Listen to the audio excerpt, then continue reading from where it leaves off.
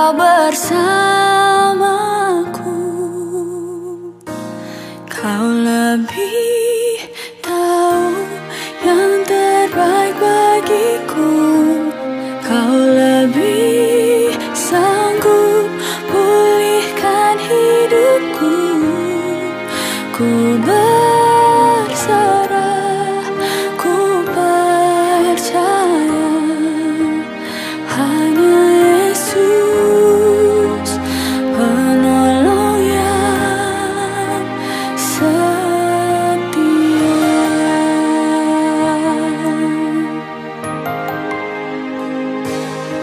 Saat ku berjalan, kasih-Mu menerangi langkahku. Takut, takut, tak ku bimbang, karena ku tahu Kau bersamaku. Kau lebih tahu yang terbaik bagiku. Kau lebih sanggup pulihkan hidupku. Ku berserah, ku percaya hanya Yesus penolong yang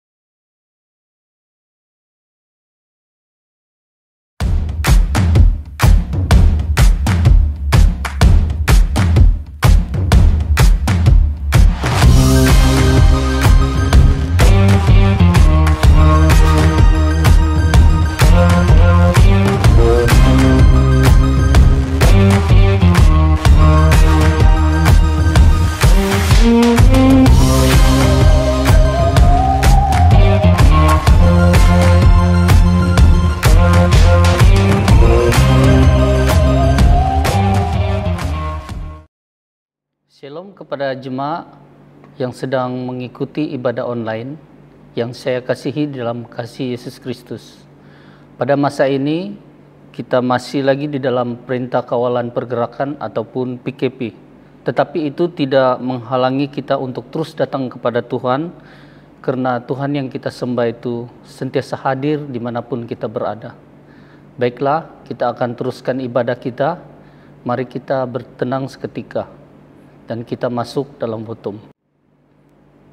Dalam nama Allah, Bapa, Anak dan Roh Kudus, turunlah kiranya anugerah dan sejahtera daripada Allah Bapa kita dan Tuhan Yesus Kristus Amin.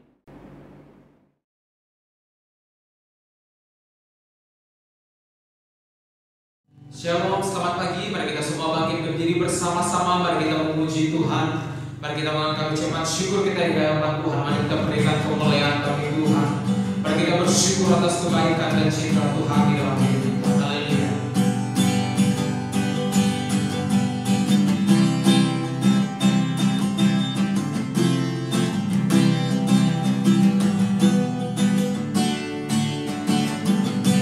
Tuhanlah kekuatan dan mazmurku, Dia gunung batu dan keselamatanku. Hanya padamu hatiku percaya, Daulah menara dan kota perlindungnya. Ku mau selalu bersyukur, ku mau selalu bersyukur. Sebab cintamu padaku takkan pernah berubah.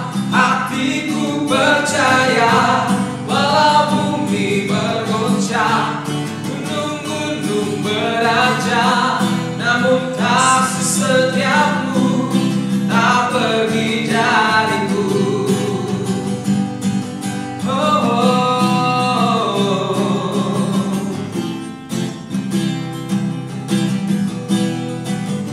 Katakan Tuhanlah kekuatan, Tuhanlah kekuatan dan mazmurku, Dia gunung batu dan keselamatanku.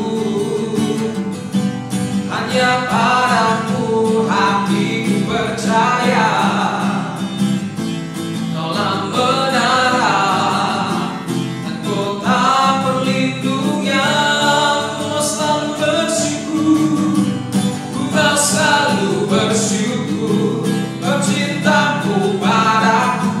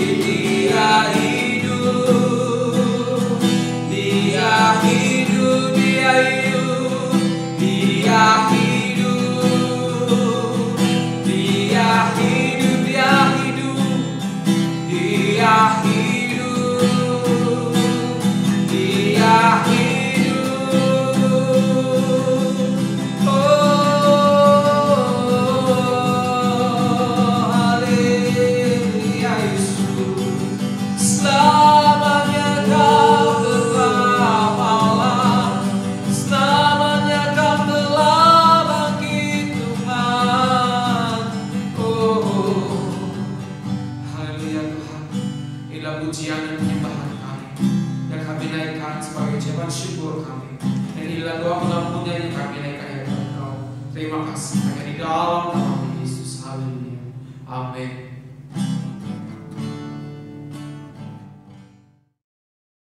Pembacaan Alkitab minggu ini dipetik daripada Yesaya 38 ayat 1 hingga 3.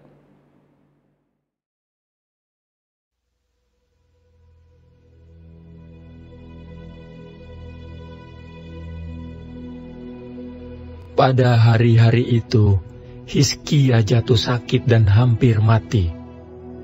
Lalu datanglah Nabi Yesaya bin Amos dan berkata kepadanya, "Beginilah firman Tuhan, sampaikanlah pesan terakhir kepada keluargamu, sebab engkau akan mati, tidak akan sembuh lagi." Lalu Hizkia memalingkan mukanya ke arah dinding, dan ia berdoa kepada Tuhan. "Tuhan, ingatlah kiranya bahwa aku telah hidup di hadapan-Mu dengan setia dan dengan tulus hati, dan bahwa aku telah melakukan apa yang baik di mata-Mu." Kemudian menangislah Hizkia dengan sangat. Firman Tuhan mengatakan, berbahagialah orang yang mendengar firman Allah serta memegangnya. Baik, mari kita masuk di dalam pengakuan iman rasuli. Aku percaya kepada Allah, Bapa yang Maha Kuasa, Khalik langit dan bumi, dan kepada Yesus Kristus, Anaknya yang tunggal Tuhan kita, yang dikandung oleh Roh Kudus, lahir dari anak darah Maria, yang menderita sengsara di bawah pemerintahan Pontius Pilatus, disalibkan, mati dan dikuburkan, turun ke dalam kerajaan maut. Pada hari yang ketiga, bangkit pula dari antara orang mati, naik ke sorga, duduk di sebelah kanan Allah, Bapa yang Maha Kuasa. Dan dari sana ia akan datang pula untuk menghakimi orang yang hidup dan yang mati. Aku percaya kepada Roh Kudus, gereja yang kudus dan am, persekutuan orang kudus, pengampunan dosa, kebangkitan tubuh, dan hidup yang kekal. Amin.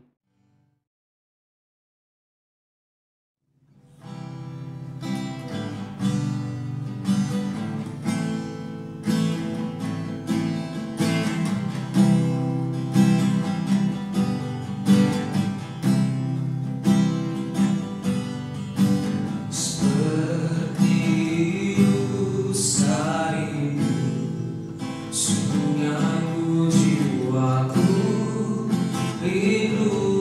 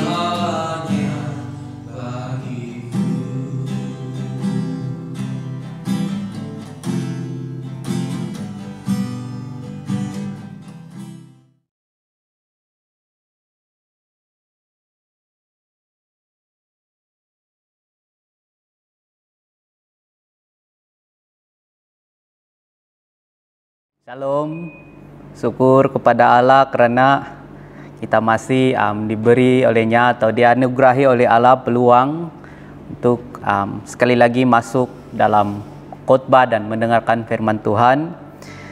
Nah, akhirnya kita kembali lagi kepada cara seperti ini, tidak apa ya, karena dimanapun kita berada, ibadah kita itu tetap diterima oleh Allah. Karena yang dilihat itu adalah hati kita yang ingin beribadah. Nah, saya ucapkan shalom kepada kita semua, kepada Anda yang sedang menonton live ini. Sebelum kita masuk di dalam khotbah hari ini, marilah kita berdoa. Allah Bapa kami yang di surga, Tuhan kami Yesus Kristus, kami sungguh bersyukur kepadamu, karena kami tahu dengan anugerah dan rahmat-Mu, Engkaulah yang telah menganugerahi kami satu masa, menganugerahi kami teknologi, alatan-alatan yang dapat kami gunakan untuk ibadah live kami pada hari ini. Bapa kami yang di surga, walau dimanapun kami berada, walaupun dengan cara seperti ini, biarlah Roh Kudus-Mu masuk ke dalam hati kami dan tinggal dalam hati kami dan menopang kami, menolong kami di saat kami mendengarkan firman-Mu, agar kami tahu apa yang Engkau kehendaki. Khususnya pada saat ini ya Bapa di surga, kami benar-benar memerlukan pertolongan-Mu untuk kami menjalankan kehidupan harian kami dalam keadaan-keadaan yang seperti sekarang ini. Bapa di surga, tolonglah kami, bantulah kami di dalam kami mendengarkan firman-Mu, berbicaralah kepada kami dan tolonglah kami. Terima kasih Bapa di surga, inilah doa-doa kami dalam nama Tuhan Yesus Kristus. Kami sudah berdoa dan mengucapkan syukur. Amin. Nah, sekali lagi saya ucapkan salam kepada kita semua. Kita sekali lagi masuk di dalam PKP dan kita sekali lagi hanya dapat mendengar khotbah melalui online saja, tapi tidak mengapa. Marilah kita memfokuskan perhatian kita kepada khotbah hari ini. Nah, khotbah hari ini saya dengan sengaja menyesuaikan dengan keadaan kita sekarang. Kita sekarang berada dalam keadaan krisis, krisis pandemik COVID-19. Oleh itu, tema khotbah kita ini adalah siri yang pertama. Siri yang pertama dalam khotbah ini, saya telah menyusun satu siri khotbah yang berkesinambungan dan tema utama itu adalah krisis.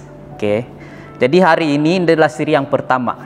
Khotbah kita hari ini adalah siri yang pertama di dalam tajuk atau tema krisis. Jadi tema kita hari ini itu adalah krisis, kabar yang mengejutkan. Kabar yang mengejutkan.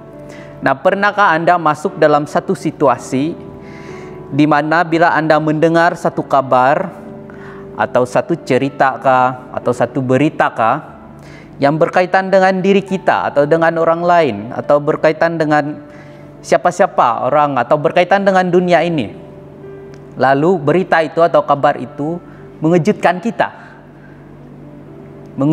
kita. Nah, ketika pandemik ini pertama kali diumumkan oleh WHO bahwa ini adalah satu virus yang berbahaya dan seluruh dunia harus berwaspada, itu akhirnya menjadikan kabar tentang pandemik COVID-19. Masa itu belum ada nama lagi COVID-19. Dia hanya satu istilah kumpulan virus, coronavirus. Dan kabar itu mengejutkan seluruh dunia. Malah kebanyakan orang menjadi takut. Nah, ini adalah salah satu contoh bagaimana satu kabar itu kadang-kadang mengejutkan kita. Satu kabar itu kadang-kala mengejutkan kita. Seperti dalam situasi kita ketika ini. Keluarga saya di kampung, apabila mereka mendengar sahaja sandakan PKP, tiba-tiba mereka pun terkejut. Mereka menghubungi, bagaimana keadaan kamu di sana? Tiba-tiba PKP begitu. Ini pun satu kabar yang mengejutkan. Ini juga satu kabar yang mengejutkan. Kabar yang mengejutkan itu sering kali kita melihat juga di dalam Alkitab sesuai dengan teks kita hari ini, Yesaya 38 ayat 1 hingga 3. Biarlah saya membacakan dahulu. Yesaya 38 ayat 1 hingga 3. Ini juga adalah kabar yang mengejutkan. Kabar yang mengejutkan bagi Raja Hizkia. Raja Hizkia pada ketika itu. Nah, Yesaya 38 ayat 1 hingga 3 berbunyi demikian. Pada hari-hari itu, Hizkia jatuh sakit dan hampir mati. Lalu datanglah Nabi Yesaya bin Amos dan berkata kepadanya, "Beginilah firman Tuhan. Sampaikanlah pesan terakhir kepada keluargamu, sebab engkau akan mati, tidak akan sembuh lagi." Kabar yang mengejutkan. Ayat 2. Lalu Hizkia memalingkan mukanya ke arah dinding dan ia berdoa kepada Tuhan. Ia berkata, "Ah Tuhan, ingatlah kiranya bahwa aku telah hidup di hadapan-Mu dengan setia dan dengan tulus hati, dan bahwa aku telah melakukan apa yang baik di mata-Mu." Kemudian menangislah Hizkia dengan sangat. Nah, kita melihat kabar ini mengejutkan Hizkia. Malah kabar ini dibawa oleh Nabi Yesaya, nabi yang kalau dalam kita melihat sejarah nabi-nabi Israel, Nabi Yesaya ini adalah nabi yang salah satu nabi-nabi besar, disebut nabi-nabi besar. Oke. Nah, sebelum sedikit latar belakang tentang teks ini, sebelum kisah ini, kisah tentang Nabi Yesaya menyampaikan kabar kepada Hizkia tentang kematiannya. Kisahnya itu ada kisah lain lagi yang mendatangkan satu kesan kepada hidup Nabi Hizkia. Kalau kita melihat dalam Yesaya 37 ayat 1 hingga ayat yang ke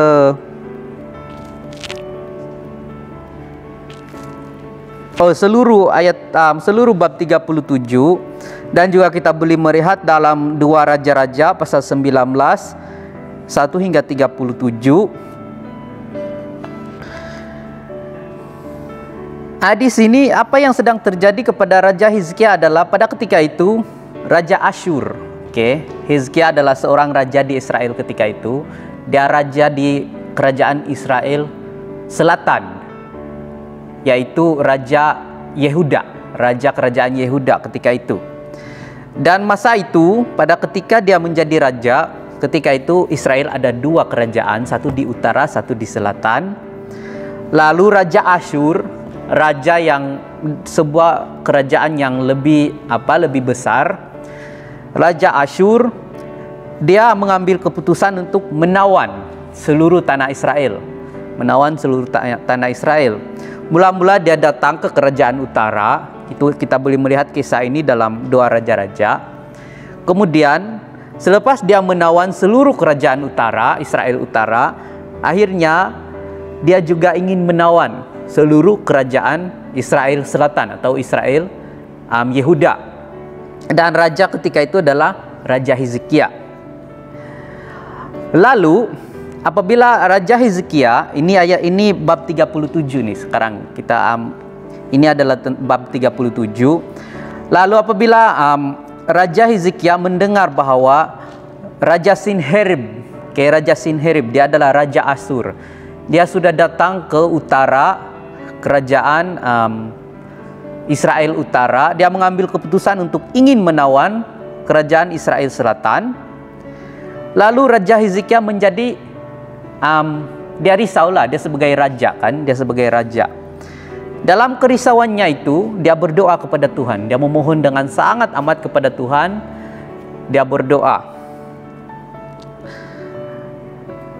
Dan ketika Raja Hizkia berdoa, sebelum Raja Hizkia berdoa pula tuh ada utusan dari Raja Asyur datang ke Yerusalem. Dia mengolok-olok Raja Hizkia dan juga menghina Tuhan. Yang perkataan yang paling mengolok-olok atau menghina Tuhan yang dikatakan oleh utusan Raja Asyur itu adalah, dia berkata demikian, katanya, lihatlah lihatlah Allah dewa-dewa, Allah bangsa-bangsa asing. Siapakah antara Allah bangsa asing ini yang telah menyelamatkan bangsa itu daripada kuasa tangan Raja Asyur? Tiada. Samalah dengan Allah kamu. Allah kamu juga tidak akan menyelamatkan kamu dari tangan kuasa Raja Asyur, katanya. Lalu Raja Hezekia merasa itu adalah satu penghinaan kepada Allah dan kepada Raja Hezekia. Lalu dia berdoa kepada Tuhan. Lalu Tuhan mendengar doanya ketika itu. Lalu Tuhan mengirim Nabi Yesaya dengan pesan bahwa dia akan menolong, dia akan melepaskan kerajaan Yehuda daripada tangan Raja Asyur. Dan malam itu seorang malaikat Tuhan turun ke dalam perkemahan Raja Asyur, dan membunuh ramai tentera, sehingga mereka tidak jadi menyerang kerajaan Israel Selatan ketika itu. Dan mereka terlepas. Mereka terlepas. Dengan kata lain, doa Raja Hezekia itu melepaskan mereka daripada kuasa Raja Asyur. Nah, itu bab 37. Lalu teks kita hari ini di bab 38. Apabila Raja Asyur akhirnya dia berundur ke Niniwe karena ramai tenteranya mati, dibunuh oleh malaikat. Nah, lalu dia berundur ke Niniwe, dan dengan kata lain kota Yerusalem ketika itu sudah terlepas daripada tangan Raja Asyur. Bebaslah, maksudnya bebas sudah. Lalu datang pula satu kabar untuk Raja Hezekia lagi. Datang satu kabar. Baru saja dia luput daripada tangan Raja Asyur, datang lagi satu kabar daripada Nabi Yesaya juga yang menyatakan bahwa penyakitnya itu akan menyebabkan kematian kepadanya. Tidak lama lagi dia akan mati, begitu. Jadi kita boleh membayangkan situasi Raja Hezekia pada ketika itu. Raja Hezekia, bagaimana situasinya?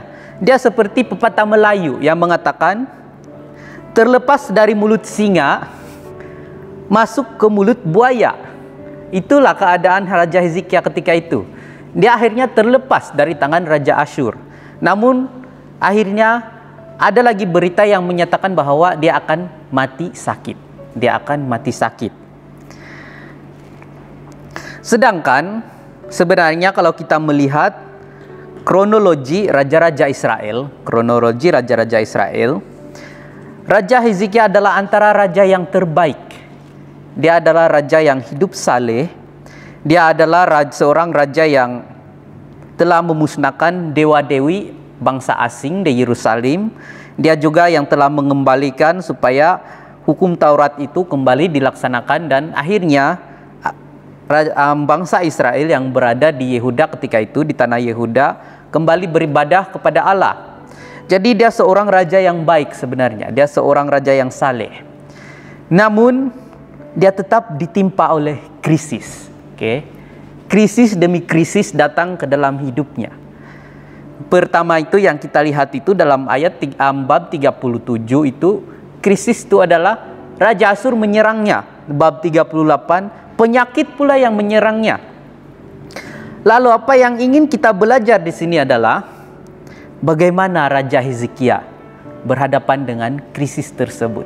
Berhadapan dengan kabar, berita yang mengejutkan. Ini adalah satu berita yang mengejutkan. Kalau kita melihat bukan sahaja satu berita yang mengejutkannya, dua berita yang telah mengejutkannya. Apabila Raja Asyur datang dan membawa berita bahwa dia akan menyerang, itu juga berita yang mengejutkan. Dia luput daripada berita itu. Datang lagi Nabi pula ketika ini yang datang dan membawa berita bahwa dia akan mati. Dia akan mati oleh penyakit. Nah, itu adalah berita yang mengejutkan yang kedua bagi Raja Hezekia. Jadi sama dengan pepatah Melayu, terlepas dari mulut singa, masuk ke mulut buaya. Itulah keadaan Raja Hezekia ketika itu. Krisis demi krisis datang dalam hidupnya. Krisis demi krisis datang di dalam hidupnya. Namun apa sikap Raja Hezekia? Ini yang kita mau belajar hari ini. Apa sikap Raja Hizkia terhadap krisis yang datang? Terhadap krisis yang datang. Kalau kita membaca dalam ayat kedua, kalau kita membaca dalam ayat kedua, Yesaya 38 ayat kedua, di situ dikatakan, lalu Raja Hizkia memalingkan mukanya ke arah dinding dan ia berdoa kepada Tuhan. Nah, sikap pertama yang Raja Hizkia lakukan, sikapnya yang pertama ketika dia berhadapan dengan krisis adalah dia terus mencari Tuhan. Dia terus mencari Tuhan. Raja Hizkia apabila dia mendengar sahaja pesan atau berita yang dibawa oleh Nabi Yesaya bahwa dia akan mati oleh karena penyakit yang dia hidapi, dia terus memalingkan mukanya ke arah dinding dan berdoa. Dengan kata lain, dia terus mencari Tuhan. Dia terus mencari Tuhan. Kita tidak pasti apakah dia panikkah, atau dia marahkah, atau apakah dia menjadi takutkah. Tapi sikap yang kita boleh lihat di situ adalah apabila dia menerima berita tentang krisis itu, berita yang mengejutkan itu, dia terus memalingkan mukanya dan mencari Tuhan. Dia terus berdoa. Jadi dalam kehidupan kita, dalam kehidupan seharian kita, apabila kita menerima satu berita yang mengejutkan, kita ada dua pilihan. Kita ada dua pilihan. Sama ada kita terus menjadi panik, menjadi marah, atau menjadi sedih, atau kita terus mencari Tuhan seperti Raja Hizkia. Dengan kata lain, memang dalam kehidupan seharian kita, seperti juga apa yang sedang berlaku pada kita ketika ini, apabila satu krisis itu datang, satu berita yang mengejutkan itu datang, dua pilihan sahaja. Menjadi panik atau marah, atau pilihan kedua, terus mencari Tuhan. Terus mencari wajah Tuhan dan terus berdoa. Sama seperti Raja Hizkia. Sama seperti Raja Hizkia. Jadi itu yang pertama. Ketika krisis datang, biarlah kita terus mencari Tuhan. Memang ada orang yang akan panik, ada orang yang akan sedih, ada orang yang akan marah. Tapi sebagai orang-orang yang percaya, sebagai orang-orang yang mementingkan kesalehan hidup ini, mari kita mencontohi Raja Hizkia. Terus sahaja dia mencari Tuhan. Terus dia mencari Tuhan dan berdoa. Nah, itu yang pertama. Yang kedua adalah kalau kita membaca ayat 3, kalau kita membaca ayat yang ketiga, di situ dikatakan, ia berkata, Tuhan, ingatlah kiranya bahwa aku telah hidup di hadapan-Mu dengan setia dan dengan tulus hati, dan bahwa aku telah melakukan apa yang baik di mata-Mu. Kemudian menangislah Hizkia dengan sangat.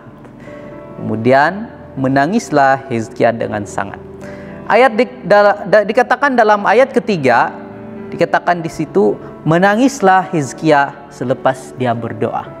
Menangislah Hizkia selepas dia berdoa. Nah, perkara kedua yang kita sikap kedua yang kita boleh lihat dalam diri Hizkia itu adalah apabila dia menerima berita yang mengejutkan itu, dia pasrah, dia pasrah dengan kehendak Tuhan. Dia pasrah dengan kehendak Tuhan. Dengan kata lain, dia berserah kepada kehendak Tuhan. Kenapa Hizkia menangis?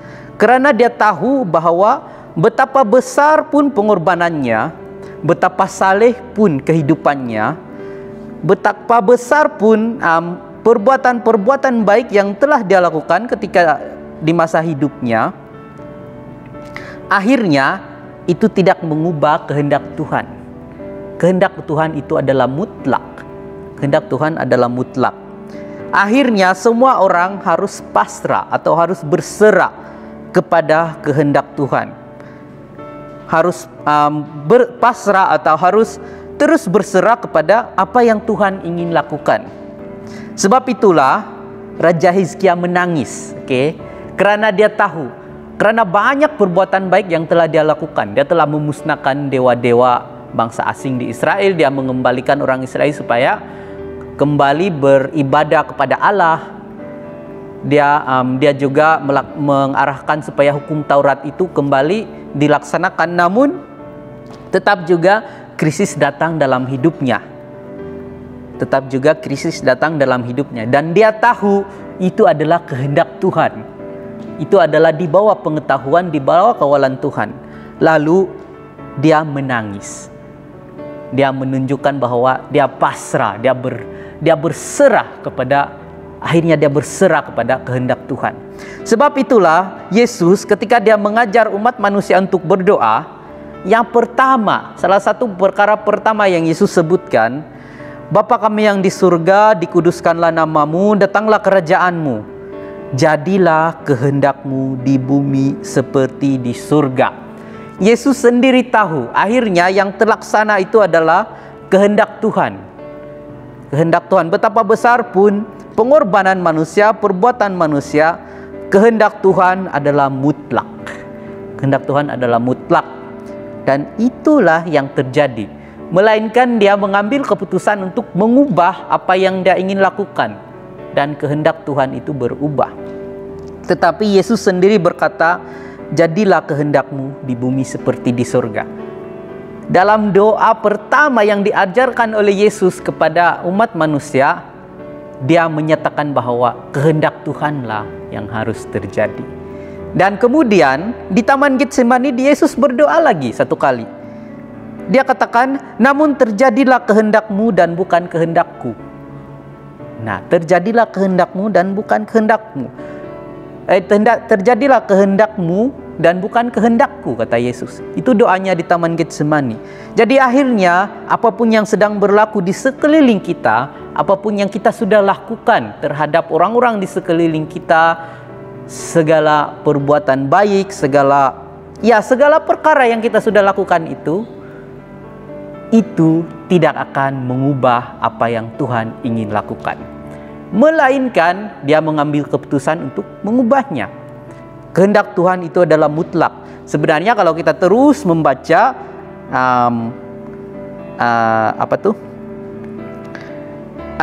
teks ini sampai ke ayat 22, memang akhirnya Tuhan mengubah kehendaknya.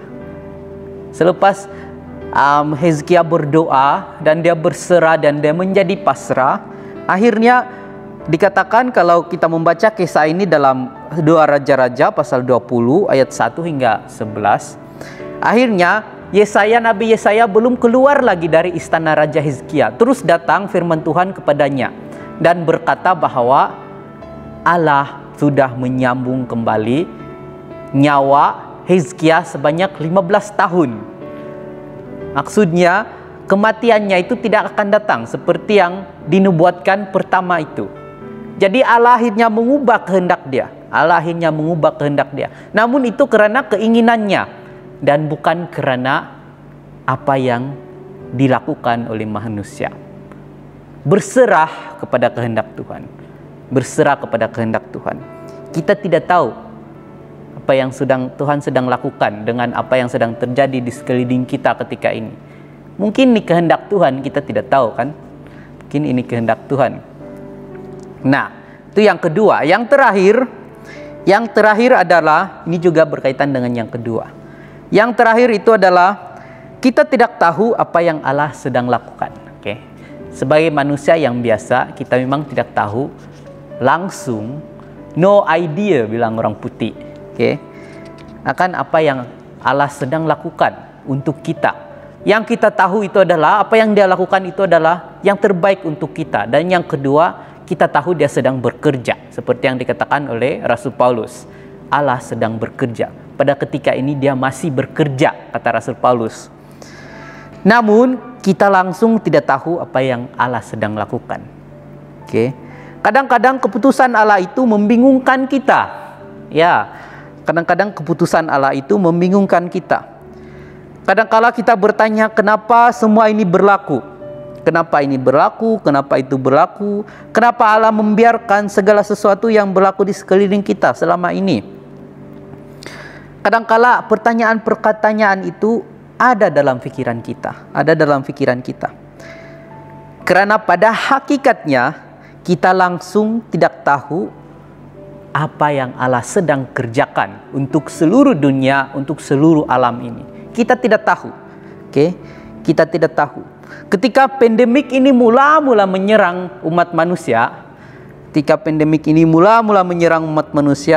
ramai orang mengkhotbahkan mengapa Allah. Mereka mengkhotbahkan mengapa Allah membiarkan pandemik ini menyerang umat manusia.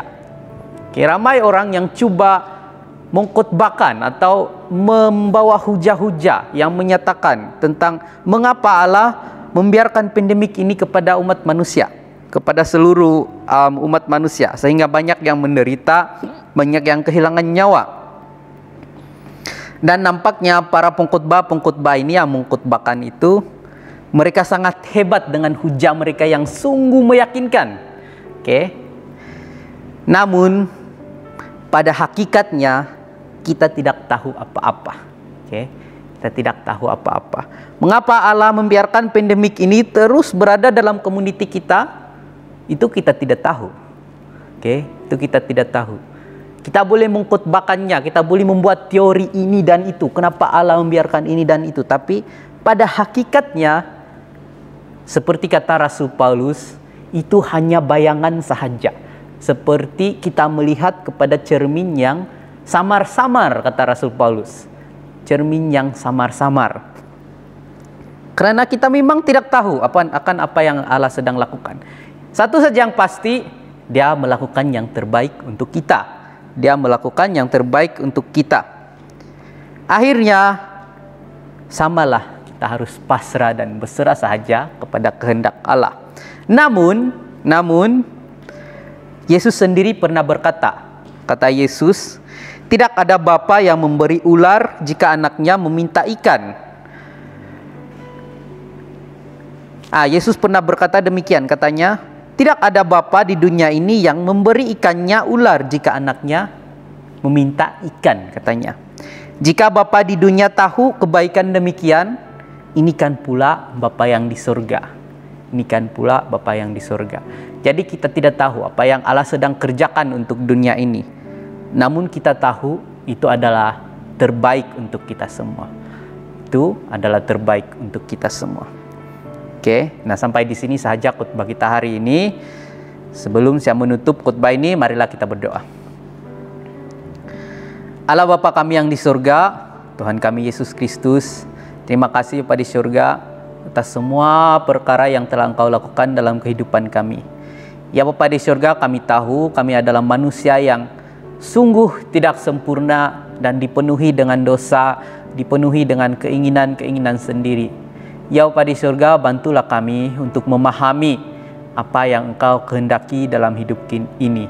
Bapa di surga, bantulah kami menghadapi krisis kami dengan penuh keyakinan bahwa Engkau masih menyertai kami. Bantulah kami untuk terus mencari wajah-Mu dalam dimanapun kami berada dan apapun situasi yang kami sedang hadapi. Ya Bapa di surga, kuatkanlah kami untuk menjaga iman kami, menjaga kebaikan yang telah Engkau berikan dalam diri kami untuk dalam kehidupan ini. Ya Bapa di surga, bantulah kami. Bantulah kami untuk berhadapan dengan segala situasi yang berlaku di sekeliling kami. Dan akhir sekali ya Bapa di surga, tolonglah kami supaya kami benar-benar dapat berserah kepadamu, benar-benar dapat berserah kepada kehendak-Mu. Terima kasih ya Bapa di surga, inilah doa-doa kami. Dalam nama Tuhan Yesus Kristus kami sudah berdoa dan mengucapkan syukur. Amin.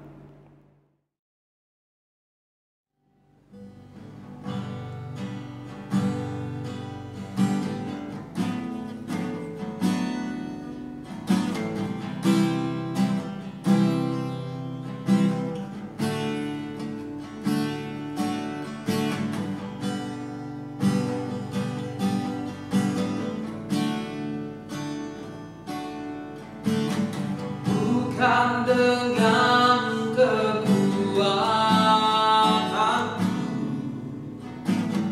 ku dapat jalani hidupku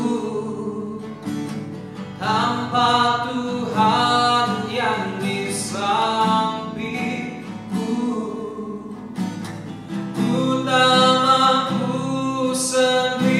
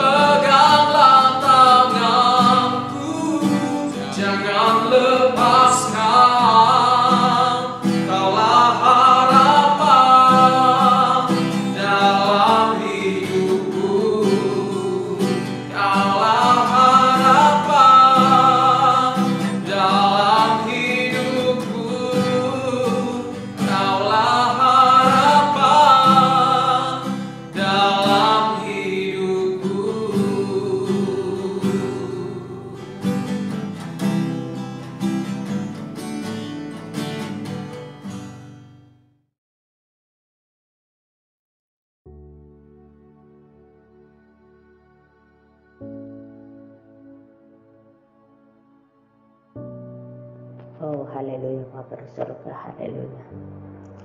Puji syukur dan hormat hanya bagimu Tuhan Yesus. Di mana Tuhan kami ada seperti mana kami ada pada pagi ini Tuhan. Semuanya itu karena kasih kemurahan daripada-Mu ya Bapa di surga. Di mana juga Tuhan kami bersyukur Tuhan kalau pada pagi ini Tuhan kami dilaut oleh firman-Mu ya Bapa di surga. Biarlah firman-Mu ini menjadi makanan rohani kami Tuhan. Biarlah Engkau Tuhan yang memeterikan di dalam setiap kehidupan kami, menjadi rema di dalam kehidupan kami ya Bapa di surga. Tuhan, hamba-Mu yang sudah menyampaikan isi hati-Mu Bapa. Biarlah Tuhan mengembalikan urapan baru buat hamba-Mu ini Bapa di surga. Dan biarlah setiap pelayanannya itu berkenan di depan hadirat-Mu. Tuhan Yesus, Engkau memberikan kekuatan kemampuan buat hamba-Mu. Biarlah setiap pelayanannya Tuhan Yesus banyak jiwa dimenangkan. Semuanya itu karena kasih daripada-Mu ya Bapa di surga. Pakai hamba-Mu lebih daripada Bapa. Oh haleluya. Kami mau juga berdoa buat jemaat-Mu yang mengalami pergumulan hidup, supaya menerima pemulihan ya Bapa. Baik itu pergumulan pekerjaan, pemulihan rumah tangga, pemulihan ekonomi, pemulihan anak-anak Bapa di surga.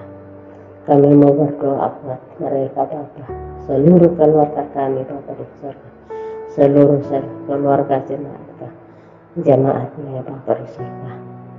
Tuhan, karena kami percaya bahwa Engkau Tuhan yang mampu untuk memulihkannya Bapa di surga. Bapa, kami berdoa juga bagi jiwa-jiwa yang hilang, tersesat, dan yang belum mengenal kebenaran, supaya mereka kembali dan diselamatkan ya Bapa di surga.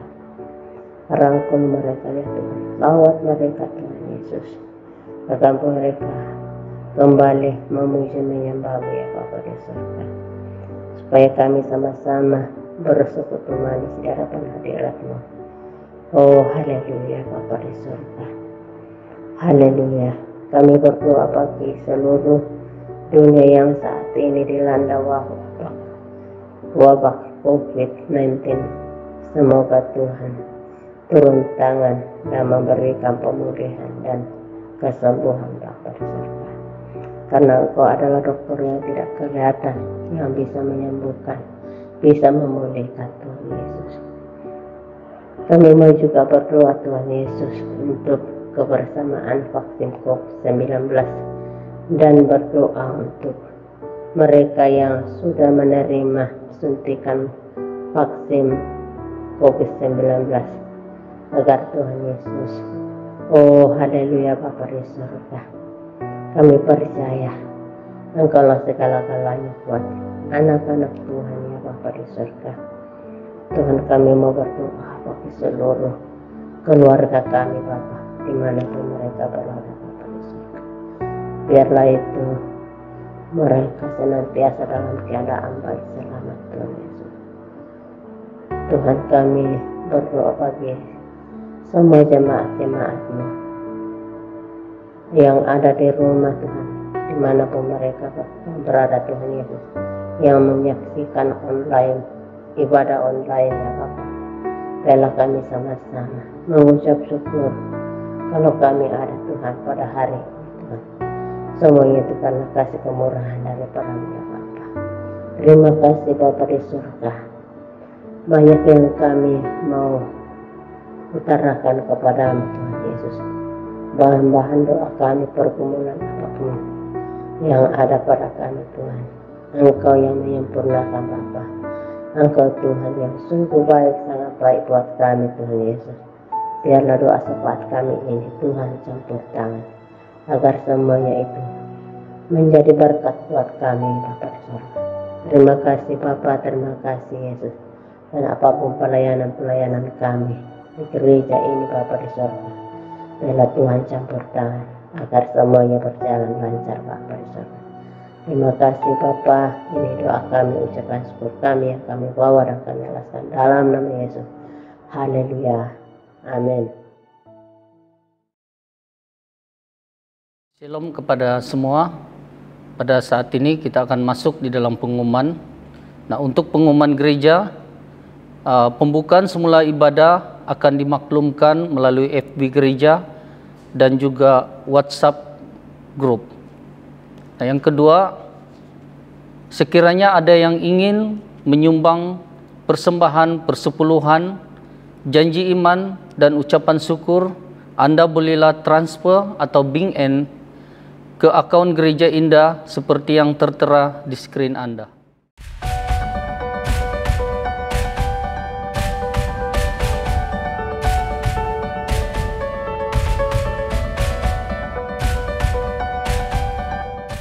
Mari kita sama-sama mengucap doa syukur.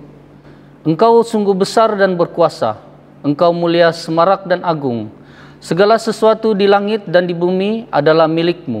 Engkaulah Raja Agung, penguasa atas segalanya. Segala harta dan kekayaan berasal daripada-Mu. Segala sesuatu Engkau kuasai dengan kekuatan dan kekuasaan-Mu. Engkau berkuasa membuat sesiapa saja menjadi besar dan kuat.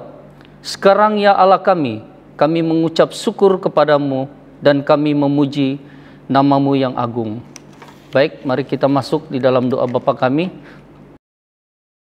Bapa kami yang di sorga, dikuduskanlah nama-Mu, datanglah kerajaan-Mu, jadilah kehendak-Mu di bumi seperti di sorga.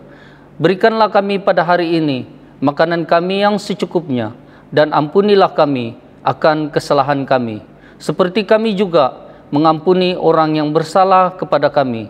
Dan janganlah membawa kami ke dalam pencobaan, tetapi lepaskanlah kami daripada yang jahat. Karena Engkaulah yang empunya kerajaan dan kuasa dan kemuliaan sampai selama-lamanya. Amin. Tuhan memberkati engkau dan melindungi engkau. Tuhan menyinari engkau dengan wajah-Nya dan memberi engkau kasih karunia. Tuhan menghadapkan wajah-Nya kepadamu dan memberi engkau damai sejahtera. Semoga Allah damai sejahtera menguduskan kamu seluruhnya, dan semoga roh, jiwa, dan tubuhmu terpelihara sempurna dan dengan tak bercacat pada kedatangan Yesus Kristus Tuhan kita, kedatangannya yang kedua kalinya.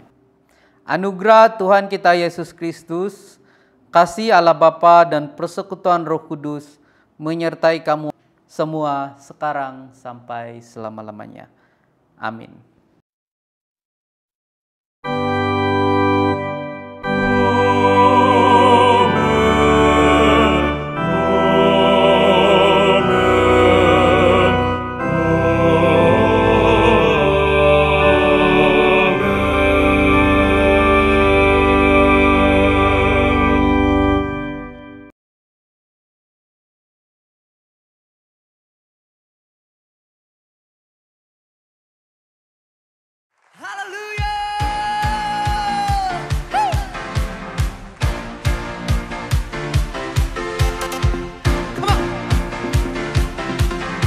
Boleh sama-sama melompat buat Allah kita, come on!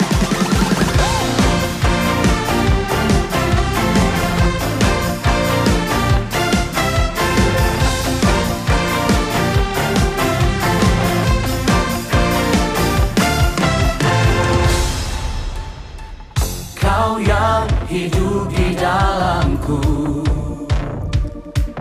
menjadikanku lebih dari pemenang. Seluruh bumi tinggikan nama-Mu, menyatakan kebesaran dan keagungan-Mu. Yesus, Tuhanku pemenang, Raja segala raja, perbuatan-Mu ajaib dan perkasa. Kau